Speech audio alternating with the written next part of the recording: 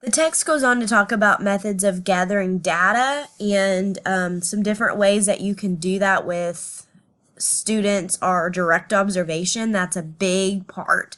That is what you as a general education teacher are watching and observing all day. You're with the students most of the time in most cases, and so being able to actually note what they're doing on a daily basis in different situations helps you to get to know the student and helps to figure out what will help them the best. And then you can watch them in different areas of the classroom and different events that are going on so you can help prepare them. And frequent collection of the observations, so doing it as much as you can and watching them. That helps to prepare them for situations that are coming up, or if there's changes in the schedule, you'll know what's going on because you're being able to observe them. And then functional behavioral assessments and the rating scales, those are used if you're looking for specific behaviors and seeing things going on in the classroom, especially if you're getting a student into getting them the special accommodations that they need, then you'll probably be filling out a lot of rating scales, looking for specific behaviors in the classroom. How often are you seeing them? Especially if you're trying to encourage students to interact together and socially, how often are they socializing with other students? The parent input, what's happening at home, what do parents notice? Students can be very different from home and school, so that's what the parent input can be used for. Strategies for promoting acceptance of students with special needs. Inform the general education students about disabilities. Our school does this in different inclusion days. So we actually have an autism week that we celebrate, and each day during our morning meetings, our school talks about different characteristics of students with autism and how to cooperate and learn with them. We do an inclusion day where we talk about how we're all very unique in our own ways and including others.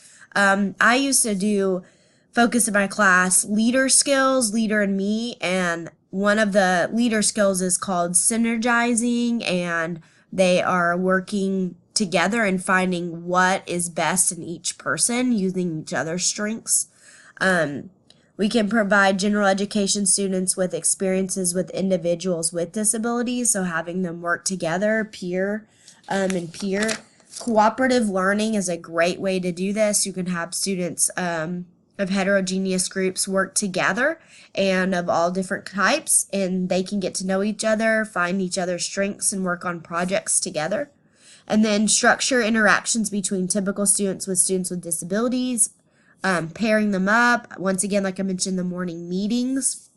I do lots of cooperative learning in my classroom. Chapter 5 talked about the seating arrangement of your students. Have them sitting in groups. Have the students facing each other so that they're working together and talking throughout the day. Use students as tutors, peer tutors. They can work together.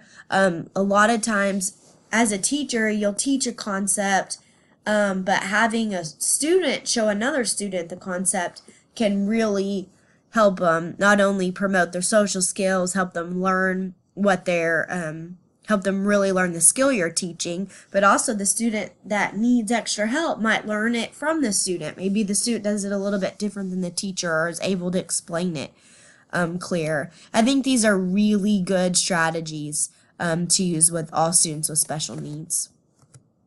And then cooperative learning approaches. This is huge in the classroom. This part of the chapter, I would definitely come back and reread and look for this in your observations. See if your teacher has students working together in groups. What kind of groups are they working together?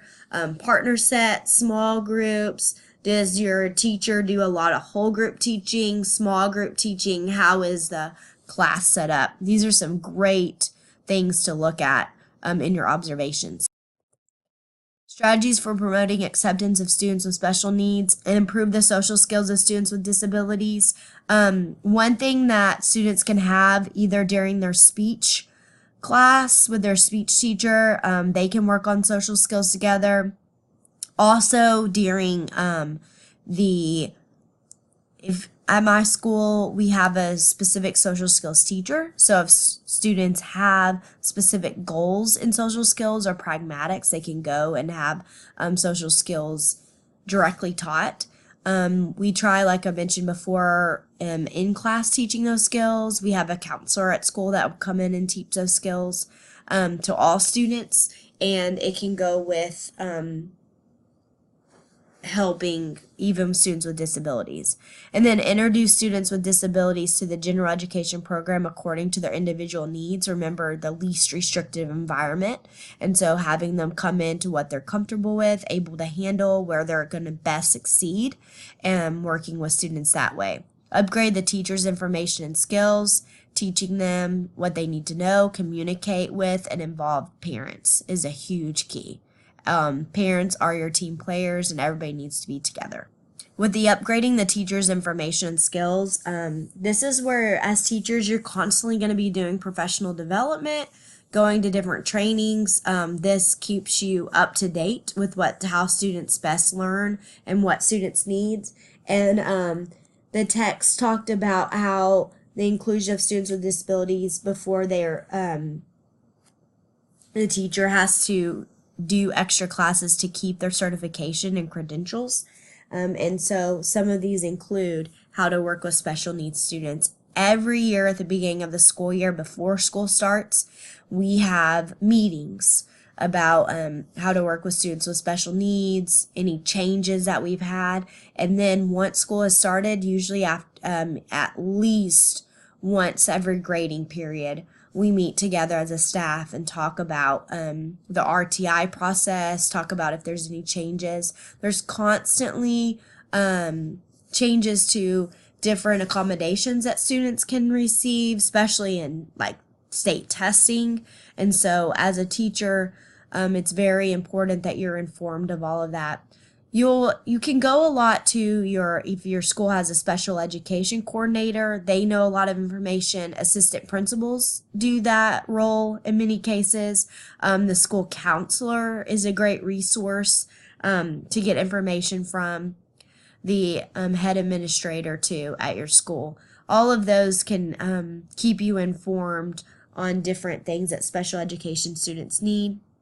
And then just as you're having meetings with the students, their personal IEPs and accommodations, either through special ed or the 504, those change too. So keeping that in mind.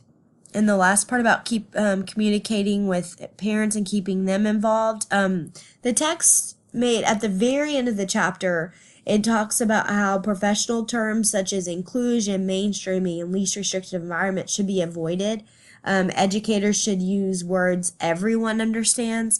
And I do think that in a case, some parents do understand some of those words, but communicating with them so they know what their child is receiving, how their child's receiving it, and how it's the best for them. That's really what they want to know, what's best for their child, and making sure that their child will be successful.